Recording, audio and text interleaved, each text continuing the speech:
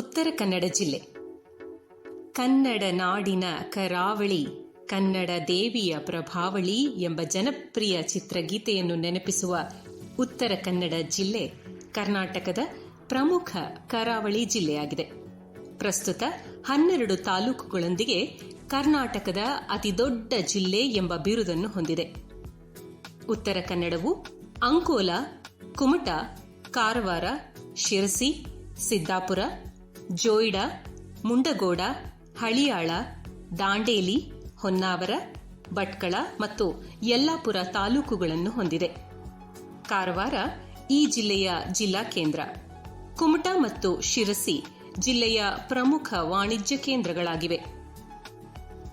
ಉತ್ತರ ಕನ್ನಡ ಜಿಲ್ಲೆಯಲ್ಲಿ ಚಾಲುಕ್ಯರ ಆಳ್ವಿಕೆಯ ಕಾಲದ ಪ್ರಮುಖ ಐತಿಹಾಸಿಕ ಸ್ಥಳಗಳಿದ್ದು, ಹಿಂದೆ ಬಾದಾಮಿ ಚಾಲುಕ್ಯರು ಹಾಗೂ ತಲಕಾಡು ಚಾಲುಕ್ಯರ ಪ್ರಾಬಲ್ಯ ಹೆಚ್ಚಾಗಿತ್ತು ಮತ್ತು ಕದಂಬ ರಾಜರು ಒಂದು ಕಾಲದಲ್ಲಿ ಆಳ್ವಿಕೆ ನಡೆಸಿದ್ದರು. ಅವರ ಕಾಲದಲ್ಲಿ ಕನ್ನಡ ಸಂಪ್ರದಾಯ ಸಂಸ್ಕೃತಿಗೆ ಹೆಚ್ಚಿನ ಮಹತ್ವ ದೊರಕಿತ್ತು. ವಿಜಯನಗರ ಸಾಮ್ರಾಜ್ಯದ ರಾಜಧಾನಿ ಹಂಪಿ ಈ ಜಿಲ್ಲೆಗೆ ಸಮೀಪದಲ್ಲಿಯೇ ಇತ್ತು. ಈ ಜಿಲ್ಲೆಯು ಐತಿಹಾಸಿಕವಾಗಿ ಹಲವಾರು ಮಹತ್ವದ ಘಟನೆಗಳಿಂದ ಕೂಡಿದೆ ಹಾಗೂ ರಾಜಕೀಯ, ಸಾಹಿತ್ಯ, ಸಂಸ್ಕೃತಿ ಮತ್ತು ಸಾಮಾಜಿಕ ಮೌಲ್ಯಗಳನ್ನೊಳಗೊಂಡ ಕರಾವಳಿಯ ಒಂದು ಸುಂದರ ಜಿಲ್ಲೆ ಇದಾಗಿದೆ. ಜಿಲ್ಲೆಯ ದಕ್ಷಿಣ ಭಾಗವು ಸಹ್ಯಾದ್ರಿ ಪರ್ವತದಿಂದ ಆವೃತವಾಗಿದೆ. ಇದರಿಂದಾಗಿ ಇಲ್ಲಿನ ಪ್ರಕೃತಿಯ ಸಹಜ ಸೌಂದರ್ಯ ಕಣ್ಮನ ಸೆಳೆಯುತ್ತದೆ. ಉತ್ತರ ಕನ್ನಡ ಜಿಲ್ಲೆಯ ಪಶ್ಚಿಮ ಭಾಗದಲ್ಲಿ ಅರಬ್ಬಿ ಸಮುದ್ರವಿದೆ. ಇಲ್ಲಿಯ ಜನರ ಆಡುಭಾಷೆ ಕನ್ನಡ. ಜೊತೆಗೆ ಕೊಂಕಣಿ, ಉರ್ದು, ಮರಾಠಿ ಮಾತನಾಡುವವರೂ ಇದ್ದಾರೆ. ತೆಲುಗು, ತಮಿಳು, ಮಲಯಾಳಂ, ತುಳು, ರಾಜಸ್ಥಾನಿ, ಕೊಡವ, ಹಿಂದಿ, ಗುಜರಾತಿ, ಸಿಂಧಿ, ನೇಪಾಳಿ, ಬಂಗಾಳಿ, ಪಂಜಾಬಿ, ಒರಿಯಾ, ಪರ್ಷಿಯನ್ ಭಾಷೆ ಮಾತನಾಡುವವರು ಕೂಡ ಇಲ್ಲಿ ಕಾಣಸಿಗುತ್ತಾರೆ. ಉತ್ತರ ಕನ್ನಡ ಜಿಲ್ಲೆ ಜನಪದ ಸಂಸ್ಕೃತಿಯ ನೆಲೆಬೀಡಾಗಿದೆ. ಇಲ್ಲಿಯ ಜನರ ಹಾಡು, ಕುಣಿತ, ಹಬ್ಬಗಳು ವಿಶಿಷ್ಟವಾಗಿವೆ.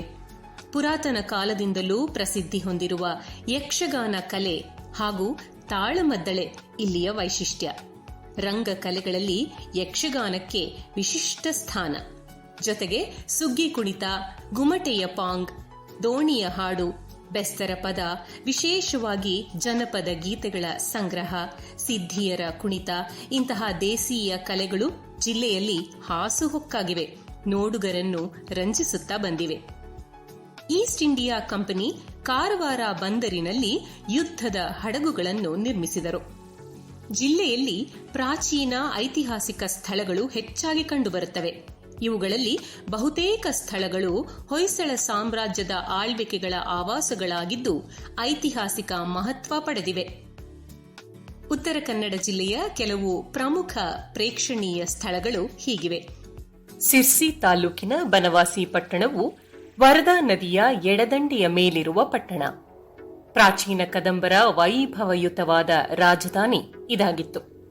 ಕದಂಬ ರಾಜ್ಯವನ್ನು ಕರ್ನಾಟಕದ ಪ್ರಥಮ ರಾಜ್ಯವೆಂದು ವರ್ಣಿಸಲಾಗುತ್ತದೆ. ಈ ರಾಜ್ಯದ ಸ್ಥಾಪಕ ಮಯೂರವರ್ಮ.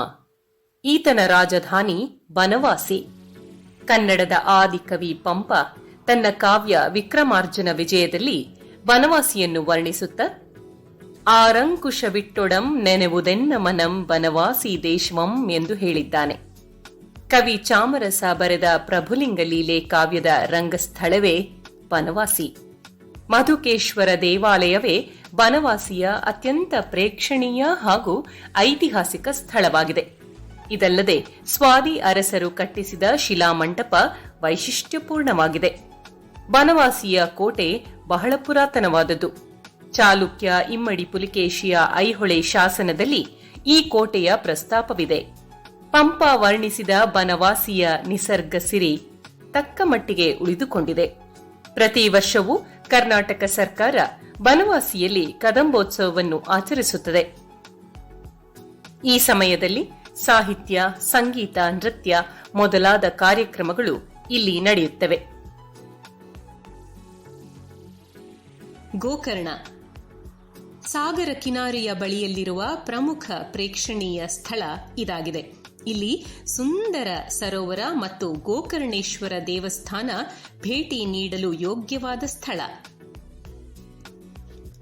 ಗೋಕರ್ಣ ಮಹಾಬಲೇಶ್ವರ ದೇವಸ್ಥಾನ ಆತ್ಮಲಿಂಗದ ರೂಪದಲ್ಲಿ ಜಗದೊಡೆಯನಾದ ಪರಶಿವನು ಗೋಕರ್ಣದಲ್ಲಿ ನೆಲೆಸಿರುವ ಎಂಬ ನಂಬಿಕೆಯಿದೆ.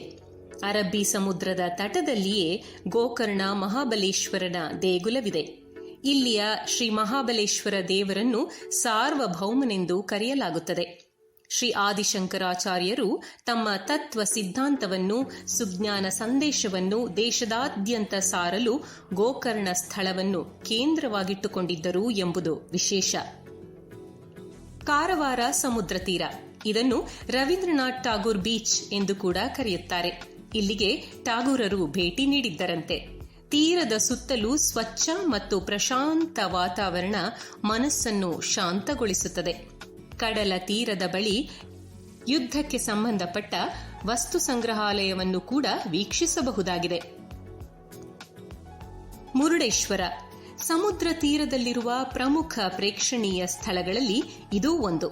ವಿಶ್ವವಿಖ್ಯಾತ ಮುರುಡೇಶ್ವರ ದೇವಸ್ಥಾನ ಈ ಸ್ಥಳದ ಪ್ರಮುಖ ಆಕರ್ಷಣೆ.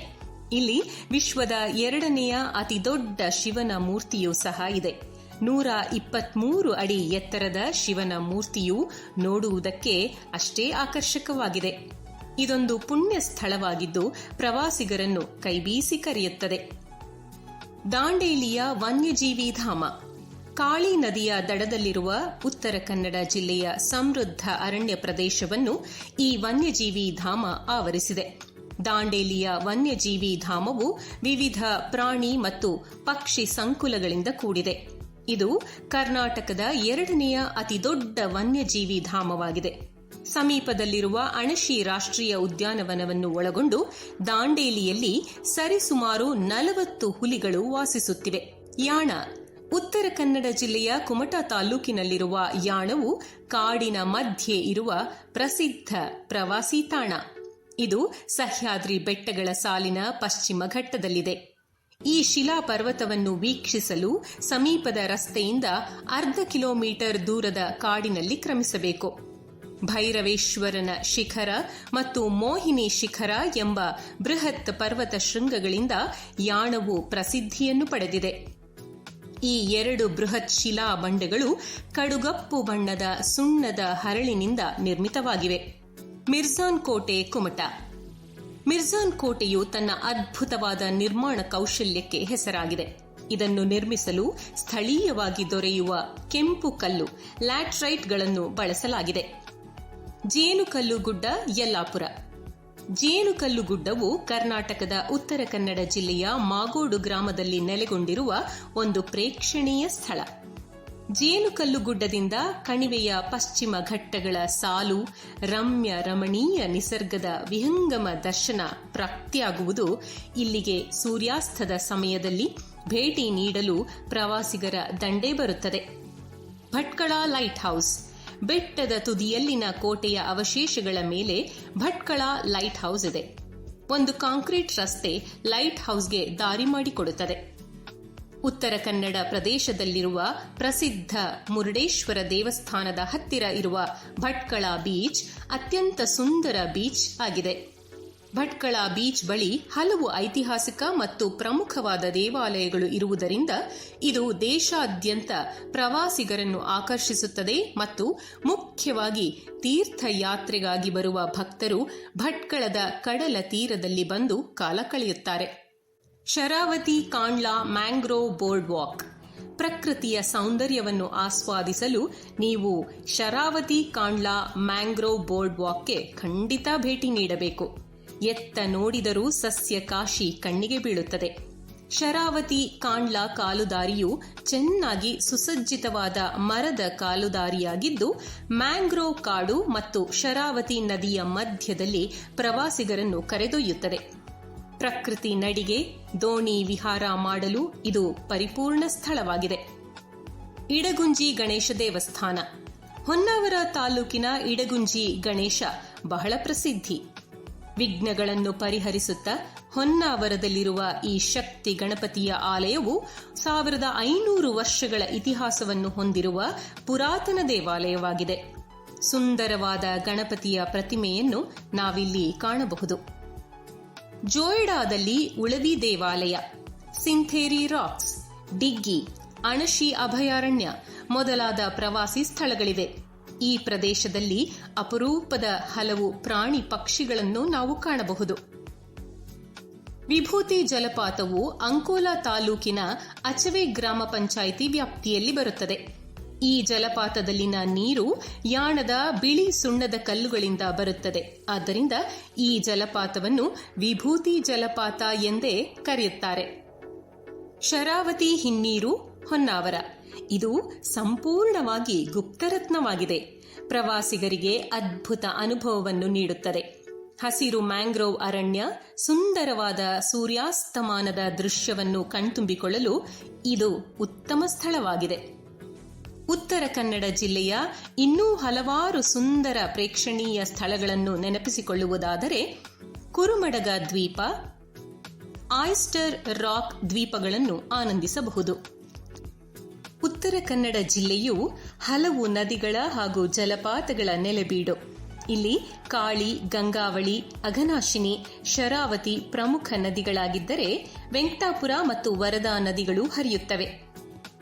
ಈ ನದಿಗಳಿಂದ ಹುಟ್ಟಿದ ಜಲಪಾತಗಳು Unchalli falls, Magod falls, Shivaganga falls, Lalguli ಮತ್ತು ಮೇಲ್ ವ್ಯಾನ್ ಜಲಪಾತಗಳು ಸೇರಿವೆ. ಕೃಷಿ: ಅಡಿಕೆ, ವೀಳ್ಯದೆಲೆ, ಮೆಣಸು, ಜಾಕಾಯಿ, ಏಲಕ್ಕಿ, ಬಾಳೆಹಣ್ಣು ಉತ್ತರ ಕನ್ನಡ ಜಿಲ್ಲೆಯಲ್ಲಿ ಬೆಳೆಯುವ ಪ್ರಮುಖ ಬೆಳೆಗಳು.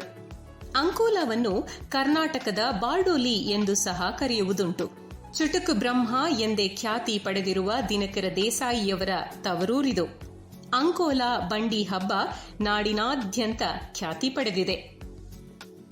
ಕವಿ ದಿನಕರ ದೇಸಾಯಿ ವರ್ಣಿಸುವಂತೆ, ಒಂದು ಬದಿ ಸಹ್ಯಾದ್ರಿ, ಒಂದು ಬದಿ ಕಡಲು, ನಡು ಮಧ್ಯದಲ್ಲಿ ಅಡಿಕೆ ತೆಂಗುಗಳ ಮಡಲು, ಸಿರಿಗನ್ನಡ ಚಪ್ಪರವೇ ನನ್ನ ಜಿಲ್ಲೆ, ಇಲ್ಲಿಯೇ ಇನ್ನೊಮ್ಮೆ ಹುಟ್ಟುವೆನೂ ನಲ್ಲೆ ಎಂಬಂತೆ ಉತ್ತರ ಕನ್ನಡ ಜಿಲ್ಲೆ ನಾಡಿನ ಪ್ರಾಕೃತಿಕ ಸೌಂದರ್ಯದ ಗಣಿ ಎಂದರೆ ತಪ್ಪಾಗಲಾರದು.